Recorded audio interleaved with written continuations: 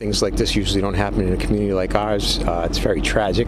Investigators release autopsy reports today for 8 members of an Ohio family killed execution style. We begin tonight with a deadline that has passed for the mother of 2 missing children from Rexburg.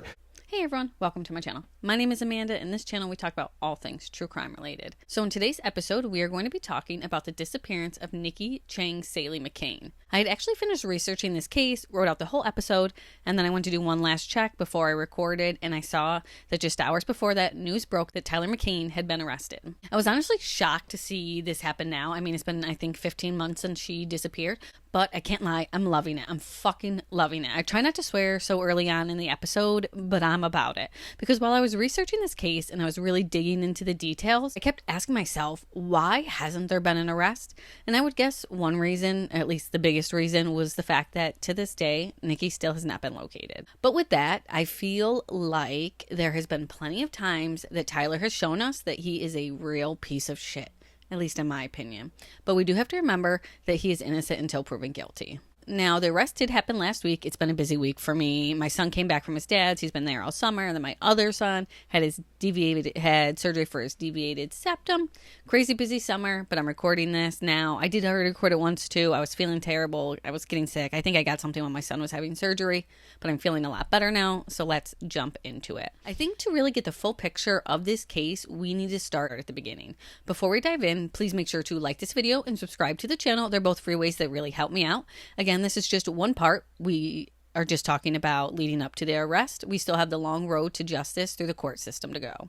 So Nikki Cheng Saelee was born on November 9th, 1984 in a refugee camp in Thailand following the Vietnam War. Her parents spent several years there. While there, they had 4 children before they relocated to Seattle, Washington for a short time, before moving again to Northern California, where they would settle and welcome 3 more children, bringing the total to 7. Nikki was described as funny and that she always loved to laugh. One of her sisters compared her to a chihuahua, small but bursting with energy and full of life. She was known for her big heart and always seeing the good in people, which sadly could have been one of her biggest downfalls. Nikki eventually began working at the Wind River Resort as a cocktail waitress. That's where she met Tyler McCain in the late 2000s while he was working in the slot machine department. Eventually, Nikki and Tyler would marry and they would have 4 children together. They would buy a house and settle in Happy Valley area, which sounds so pleasant. But after covering so many of these cases, I will never stay in an area that sounds pleasant again. Any places like Happy Valley, Celebration, like in Florida, no thank you. Allegedly, Tyler cheated on Nikki at least once in their marriage, which would cause some serious issues between them. Now, they were able to work things out, but new problems would come up when the pandemic hit in 2020. Tyler was home with his family after the spa he managed had closed, and according to those closest to Nikki, Tyler started to spend hours in the garage by himself. Nikki would begin to suspect that he was out there using drugs, and when she confronted him about it, it would often lead to fights. Reports say police were called to their home multiple times, but Nikki never pressed charges. It was even reported that at one point Tyler's mother, Jeanette, allegedly got into a physical altercation with Nikki, but when police were called, Nikki once again chose not to press charges. There was a different incident where there was another alleged altercation, and this time Jeanette called police and would file a report against Nikki. Nikki's sister shared with her how worried they were about this. They were worried the fact that Nikki was not following through with these reports, but they said that was just how Nikki was, that she just couldn't bring herself to file these police reports on someone that she had loved. Nikki always tried to see the best in Tyler, staying through the cycle of abuse. We've all heard it before, where it would escalate, the incident would happen, she would leave, he'd beg her to come back, and she would believe that things would change. Things would be good for a while until they weren't anymore. This cycle of abuse eventually led to the tribal council's removal of the couple's 4 children and placing them with Tyler's family. Soon after, Nikki's sister filed for shared custody, and the 2 families ended up sharing responsibility of the kids. But there would be an incident on November 29, 2023, which would push Nikki to finally have enough. So if you've been a part of my channel for a while, you know I love 2 things, and that's court records, like documents from the court, and timelines. So I'm going to read to you directly from the incident report that was filed by the Shasta County Sheriff's Office about this incident.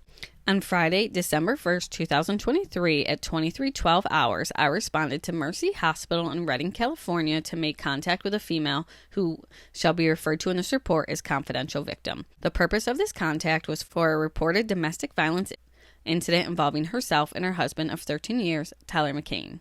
occurred on November 29, 2023, between the hours of 20:30 and 23:30 at their listed address on Olin Road in Anderson, California. It should be noted that the original call of the report came in at about 19:10 hours on the date of 12/1/2023. Upon coming on duty later that evening, I attempted phone contact with the confidential victim, but was told by her friend that she was currently being treated in the ER and was not able to speak with me. Making contact with a confidential victim at the hospital, I immediately noticed facial trauma to both her eyes as well as her forehead and facial areas. Both of her eyes were blackened severely. Both were also swollen in what appeared to be the result of a physical assault. I asked confidential victim who did this to her. She stated her husband, Tyler McCain. Using my department-issued iPhone, I recorded a conversation and I asked confidential victim to explain to me what had occurred. We relayed the following summary. Confidential victim stated on Wednesday, 11/29/2023, she returned home to the address of redacted Olin Road, a residence that she shares with her husband, Tyler McCain. She said they had been together and married for approximately 16 years and have 4 children in common, none of who live with them currently. Getting back to the night of the incident, confidential victim stated that she got home around 20:30 hours and Tyler was not home. Confidential victim went into her bedroom and she started combing her hair when approximately 15 minutes later, Tyler returned home in a strange mood and for some reason went and locked the back door of the house. Confidential victim stated that for unknown reasons, Tyler seemed extremely agitated and was not making any sense. When he contacted her in the bedroom area, she said he immediately jumped on her, held her down on the ground, and dragged her around, yelling at her and asked her, "What's going on? What are you doing?" Confidential victim stated that Tyler had a glazed, scary look in his eyes as if he was having some sort of mental episode. Confidential victim had tried to calm Tyler down, but to no avail, and continued to torment her verbally as well as hold her down and begin to repeatedly hit her face. Confidential victim stated that Tyler's behavior began to grow more and more intense towards her, hitting her in the facial area with open hands in a harsh, forceful manner. She said, in addition to hitting her face, her eyes, and her cheek areas, he also pulled her hair numerous times and even poured large amounts of water onto her from a jug that was sitting beside her, causing her to become very cold. Confidential victim stated this behavior by Tyler continued for approximately 3 hours, during which time he bound her ankles and wrists together with white tape. He also placed a piece of tape over her mouth so she could not properly speak. Confidential victim stated part of the tape was not covering her mouth fully, so she was able to breathe, though she could not speak. During this time, the confidential victim stated Tyler turned her over on her stomach and straddled her from behind, pulling her hair and forcibly pulling her head back, saying he was going to kill her. I asked confidential victim what state of mind she was in at the moment. Confidential victim said she thought she was going to die, that Tyler might actually intend to kill her. Throughout the evening, Tyler periodically hit her as she laid on the ground. Confidential victim said one time Tyler attempted to wrap something around her neck, but was not successful doing that. I asked confidential victim what type of object Tyler used to wrap around her neck. She said she was not sure. She did not see it, only that she felt it. In looking at confidential victim's neck, I did not notice any specific strangle or choke marks that could be attributed to an attempted strangling. In looking in the eyes of the confidential victim, it was clearly evident she had been struck numerous times, with her injuries suggesting that they came from the hands of being struck from another human being. It should also be noted confidential victim is a small person of 4'11" and 90 pounds in structure. Tyler is substantially larger and stronger than she is, and there would be no way for her to fend him off in his fit of rage during the assault. Confidential victim said Tyler had done this type of thing before, but never this bad. During my interview with her, confidential victim said she is not sure about Tyler's illegal drug use, but did believe he used methamphetamine periodically. I asked confidential victim, after the approximate 3-hour ordeal, how did it end? She stated that towards the end of the night, around 11:30 or so, Tyler went into the kitchen area where he remained for several minutes, believing this was her opportunity to escape. Confidential victim grabbed her robe that contained her car keys, ran outside, and got in her vehicle. She said as she was leaving, Tyler came out after her and jumped into the hood of the car, telling her to stop, which she ignored. I asked confidential victim if Tyler sexually assaulted her during the incident in any way. She said he did not. After leaving the residence, confidential victim went to her sister's house in Redding, where she had been staying ever since, and eventually made the report to law enforcement. I asked confidential victim to describe the punches Tyler hit her with. She said it was not really a fist, more of an open hand, and that he hit her 10 to 15 times in the facial area, including her eyes and forehead. Confidential victim could not see what he used to wrap around her neck, but believed he may be trying to suffocate her. Confidential victim said she has not spoken to Tyler since, and he has not called her. No one else was at the residence when this incident occurred, and there are no witnesses to contact. After speaking to the confidential victim, myself and an assistant deputies responded to Olinda Road to contact Tyler McCain. Upon responding to the location, Tyler subsequently came out of the residence and met us in the driveway. Tyler was taken into custody without incident, placed in handcuffs that were double locked and checked for proper fit. He was then placed in the back seat of a sheriff's office patrol car and transported to jail without incident. At the jail, I read Tyler his Miranda rights from my card issued to me by the Shasta County District Attorney's Office. Tyler verbally stated to me he understood his rights and agreed to speak with me regarding this incident. I first confirmed confidential victim was in fact Tyler's wife. He said she was and that they had been together for 13 years now. I asked Tyler if he was aware of the injuries his wife, confidential victim, had upon her face and body areas. Tyler said he was aware of them, but he did not actually see them. He said he last saw his wife on the 29th during evening hours around 8 p.m. When I asked if there was any kind of disturbance between them, he said no, there was not. Tyler then told me that he believed his wife had gotten into a fight with another female. That's how she received the injury she currently has on her body. I asked Tyler if he saw the fight take place. He said no, he did not. Tyler's statement sounded inconsistent, saying he believed confidential victim was having an affair with another female, but went on to say that they really had gotten along great and they have been together as a happy couple, not having any type of physical altercations between them. When I asked Tyler if he saw the fight between confidential victim and this alleged female, or if he saw the injuries that were upon her face, he said he did not. I informed Tyler his wife and confidential victim reported him as being the person who caused her numerous invisible injuries on her face during the violent encounter at their shared residence on Olinda Road on 11/29/23. Tyler said he did not strike confidential victim in any way and did not know how she received the injury she was being treated in the hospital for. Now, after leaving the hospital, Nikki did not return to Tyler's home. She stayed with her parents and sister for several months, but she did still keep in contact with him. During that time, her family says Tyler repeatedly pressured her to drop the charges from November, but Nikki stood her ground and she refused. Eventually, Tyler did convince her to move back into their home and give things another chance, but she still refused to drop the charges. On May 7th, Tyler appeared in court and entered a not guilty plea to 4 charges, which include corporal injury to a spouse, false imprisonment, criminal threats, and assault with force likely to cause great bodily injury. Not long after that hearing, Nikki confirmed to her sisters that she was ready to leave Tyler, ready to file for divorce, and ready to move on with her kids. She also made it clear that she was not dropping the charges. Now, this case would really start on the evening of May 17th. At night, Nikki would text her sisters that she was at Mercy Hospital with Tyler's family because his brother was in the ICU. From what her sisters shared, and from what I understand, Jeanette had called Nikki in a panic over her son's condition. So they believe that Nikki had gone to Jeanette's house, driven her white Chevy Tahoe to the hospital, and it was at that hospital that she was last seen publicly. The last text message from Nikki would come just after midnight on May 18th when Nikki texted her sisters that she was driving back to her mother-in-law's house in Jeanette's car and that one of Tyler's friends was following behind her to drop off Jeanette's car at her home near the Wind River Casino and then drive Nikki back to her house.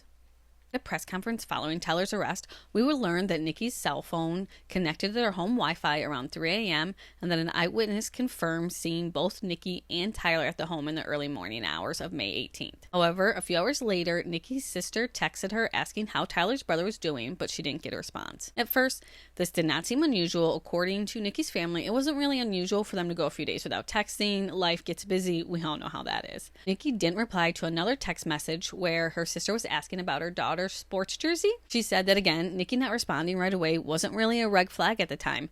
She also reached out to Tyler's mother, Jeanette, at this time because they share the kids back and forth and the jersey was there. Her sisters did say in numerous interviews they have been really the forefront of this case, doing interviews and working on videos with YouTubers Kendall Ray and Derek Levasseur. They said that they really started to worry after Tyler texted them on May 21st asking if they've heard from Nikki and that he thinks she's missing. This was weird to them and attempted to reach out to Nikki. Tyler would tell her family that he and Nikki had gotten into a fight at his mother's house on the evening of the 17th and that Nikki had just taken off and he hasn't heard from her since. When Nikki didn't reply to any of the messages from the family, they just knew something was wrong, but they knew that she just wouldn't run away or just cut off communications with them. On May 22nd, her sister Chloe would officially report Nikki missing to the Reading Police Department. She went with deputies to Nikki's home for a welfare check, but no one was there. The following morning, on the 23rd, she requested another wellness check. Again, no one was home. At first, the case was handled by the Reading Police Department, but once information started to come in that Nikki was last seen in the Sheriff's Office jurisdiction, the investigation was turned over to the Sheriff's Office Major Crimes Unit. On May 24th, Chloe would go back to Nikki and Tyler's house for the third time, and this is when she spoke with Tyler. He told her he didn't know where Nikki was, but mentioned that her car, the Chevy Avalanche, had broken down off a bridge on Bowman Road. Chloe offered to drive him to go get the truck, but he declined, saying a friend was going to take him instead. This didn't sit right with Chloe, so she called her sister Kay, and together they decided to go and search for the truck themselves. They checked every bridge along Bowman Road, but found no signs of the vehicle. On May 25th, Nikki's Chevy Avalanche was found off the roadway near Highway 36, close to Begum Road, after a tip came in from a citizen who had seen the vehicle near the Shasta-Tahoma County border. This spot was about 22 minutes from the family's Olinda Road home in Anderson, California. At the recent press conference, investigators shared what they discovered they found in the vehicle. An overwhelming odor of decomposition was coming from the truck bed, which was enclosed with a tonneau-style cover. Inside, they found a white sheet with blood on it and other staining. Testing later confirmed the blood was Nikki's. It was also reported that evidence from the vehicle, specifically the truck bed, provided overwhelming support that Tyler McCain was a primary source of DNA on items that were unrelated to Nikki's killings. Other things in the truck had Tyler's DNA on it, besides the blood and all that. Police then asked the public if anyone has seen the avalanche between May 17th and May 24th, and if so, to call in to them. Searches were conducted in the area where the truck was found, but nothing was located. Chloe would later go back to Nikki's house to check on some things later, and this is when she spoke with a man living on the property in a trailer, and she asked him if he had seen Nikki or her truck, and he told her that on the night of the 17th, Tyler asked him to pick Nikki up from Jeanette's house after she dropped off Jeanette's car. According to him, he went to Jeanette's, had something to eat, talked with both Jeanette and Nikki, and then he drove Nikki back to the home, but he did not know what happened after that. He claimed he has not seen Nikki since, but he did see Tyler driving her truck around. Her truck was later found off Bowman Road on Highway 36, and it has been said that Tyler's family has property out that way. It was also reported that Tyler and his family has not participated in any of the searches for Nikki. He and his family have been interviewed many times, but from my understanding, not much has been shared with Nikki's family. Investigators seem to be keeping a lot of this case very close to the vest. On June 3rd, 2024, Tyler was scheduled to be back in court for a preliminary hearing on the domestic violence charges from December, but the hearing was continued because Nikki wasn't there. Searches for Nikki continued over this time, but none of them, of course, led to finding her. Then, on July 3rd, a fire ripped through part of the McCain and Saelee family property, which was about 3.5 acres in Happy Valley. The fire was called in on July 3rd at about 4:44 p.m. and was not fully contained until after July 5th at 7:04 p.m. So this was a long fire. I don't know who caused the fire on Olinda Drive in Anderson that saw nearby homes evacuated and hundreds of acres burned. The North States News' Max Tedford is live out at the property where it started. Max, what did you learn today? Well, Glenn, we now know that the fire was started here by a car left running at this property on Olinda Road. And we now have confirmed that both the car that caused the fire and this property are owned by Tyler McCain, husband of the missing Nikki Saelee-McCain. McCain approached me today while I was filming the damage left behind by the fire, sharing he was cited for it. He told me he just bought a car to fix up and had left it running for a few minutes while he went to get something inside. When he returned, he says the fire was ignited. He did allow me on the property to film the damage. I spoke with a neighbor of his named Charles, who asked us not to show his face, but shared while his home was safe, many of his neighbors were threatened by the fire. Everybody's fired up. We know we want immediate justice. We know we want the other case to be solved. There's aggressions behind it, but there is due process. There is things that we have to wait on. I asked CAL FIRE representatives why this fire resulted in a citation, whereas a fire like the Hidden Fire ended up with an arrest. They share they have to have enough evidence to prove a level of criminal negligence necessary for an arrest, something they say was not present in this case. While no homes were damaged overall while no homes were seriously damaged in this fire, several outlying buildings, including one family's back house, was totally destroyed. We'll keep you guys updated as we learn more around the impact of this fire. Live in Happy Valley, I'm Max Tedford for the North States News. On July 5th, there was also a court hearing. At the courtroom, the charges were ultimately dropped, sadly without Nikki having been there to testify. The case could not move forward and the community was furious. The Shasta County DA, Stephanie Bridget, addressed concerns regarding this in an interview saying, "I hear the community's pleas for answers and justice for Nikki Cheng McCain. I share in those same sentiments and frustrations." She described the decision to drop the charges as difficult, but as she went on to say, in the United States, everyone has a constitutional right to confront the witnesses against them. That means the accuser must be present in trial to testify against them. We have not been able to locate her. The dismissal, she said, preserves our ability to refile the case once Nikki is located or significant evidence is obtained to utilize her statements in her absence. She said that both the domestic violence case and the missing persons case are being worked by their office and the Shasta County Sheriff's Office, with significant resources being dedicated to each. Then, on July 8th, Redding Rancheria released a statement. Redding Rancheria would like to reaffirm its position in supporting all efforts to find Nikki Cheng Saelee-McCain. We are deeply saddened that she has been missing for so long. She is close and dear to many in our tribal community, and we wish for her safe return home. While our first priority is supporting finding Nikki, we would like to address the misinformation and false accusations about Redding Rancheria. Redding Rancheria is a government organization much like the state of California and the federal government. As a government organization, we have supported and continue to support the investigation that the Sheriff's Department is conducting and hope for a just resolution. California is a public Law 280 state. This provides criminal jurisdiction to local law enforcement, which covers all land within the interior boundary of reservations and rancherias. We have done as much as possible within our power to aid in finding Nikki, including but not limited to working with NorCal Alliance for the Missing, offering a $10,000 reward, paying for and posting a large billboard along I-5 to spread awareness and information to help find Nikki, putting up posters and flyers at Redding Rancheria locations to spread awareness, granted access to local search parties on tribal-owned lands, cooperated with local law enforcement to provide information and video requested by local law enforcement. The tribe cannot conduct criminal investigations due to the lack of tribal law enforcement, grant access to individually owned parcels, infringe upon individual tribal member rights. The misinformation attacks against the tribe are disheartening. This is a difficult time for many, and our hearts go out to Nikki's family and friends.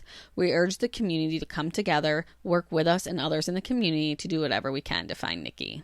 And a follow-up email would come from them stating that both local and warranted searches have been conducted on the property.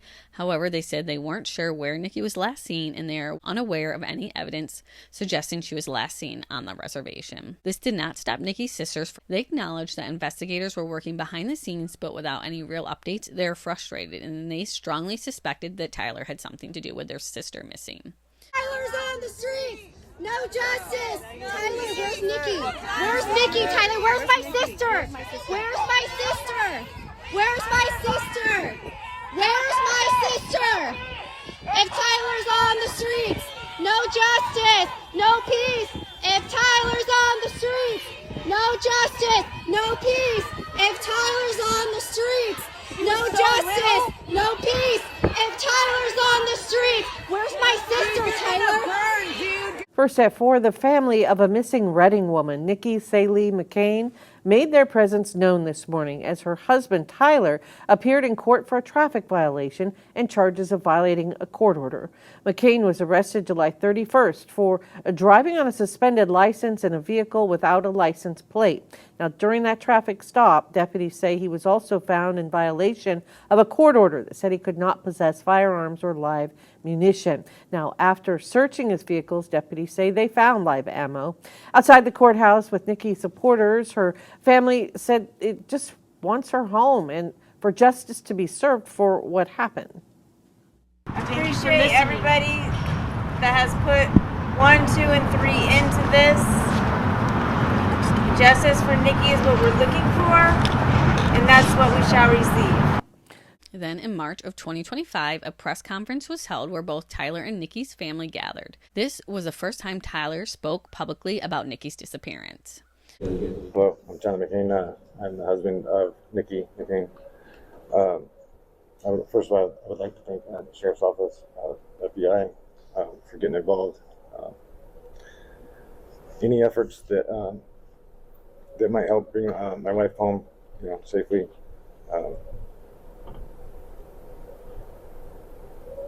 We miss you. I don't really know what to say. I haven't been in the public eyes, and I haven't done very well with it. I apologize to everyone, especially my children, my wife's family, mine as well.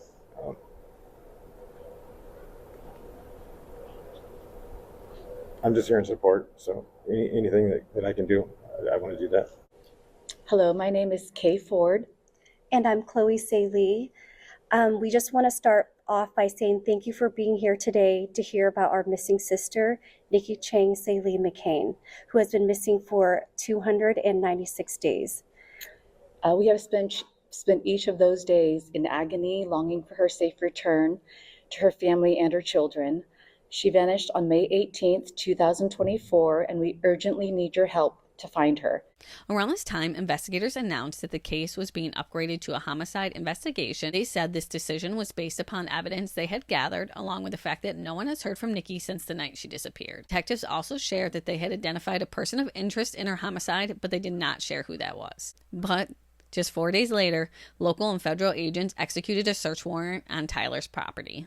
On April 1st, Tyler was pulled over after police saw him swerving, unable to stay in his lane, and even throwing objects out of the window. Around the same time, police asked the public for information about a red truck. They believe the driver may have picked up a man somewhere along Highway 36 between May 18th and May 24th. Through all of this, Nikki's family, especially her sisters, kept pushing forward to make sure her name wasn't forgotten. They wanted to make sure that everyone remembered her and kept saying her name. Then, like I mentioned at the beginning of this episode, on August 20th, 2025, at 10:15 a.m., Tyler Scott McCain was arrested.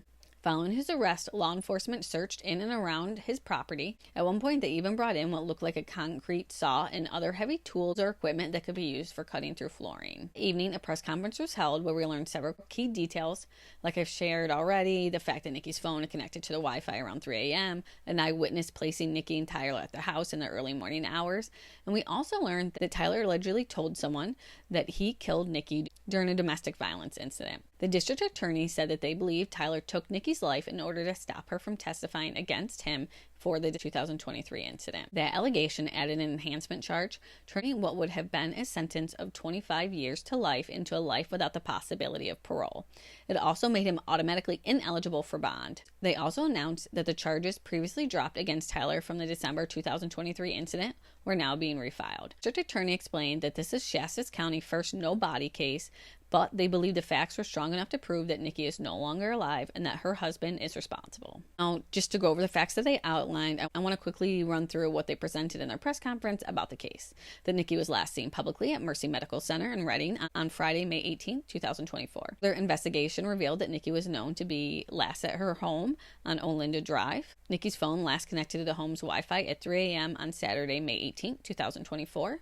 Eyewitness testimony puts both Nikki and Tyler at the home in the early morning hours of May 18th. May 25th, 2024, detectives served a search warrant at Tyler's home. They found items including magazines, ammunition, and narcotics paraphernalia. May 29, 2024, investigators learned that Tyler went into the bank with a check from the U.S. Department of Treasury. The check was made out to both Nikki and Tyler, but it only had his signature on it. Bank teller informed him that they needed both signatures, so a short time later he returned with Nikki's signature.